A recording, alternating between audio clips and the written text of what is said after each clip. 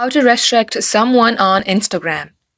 Hey, what's up guys? Welcome back to our YouTube channel and let's get started. First thing first, you have to make sure that you have installed Instagram in your device.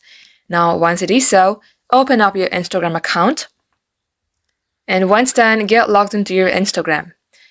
Once you do so, you will see a page like this. In here, you can go ahead and tap onto your profile, then tap on this followers list and tap onto the name of the person that you would like to restrict.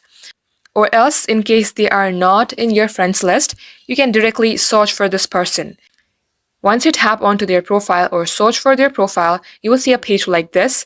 You tap on three dot icon on your top right hand side, then you will see an option that says restrict at the very first menu. Tap on to restrict.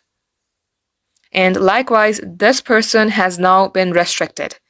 Now, once it is so, if you would like to unrestrict, you can also see this unrestrict button. If you tap onto it, this person will be unrestricted.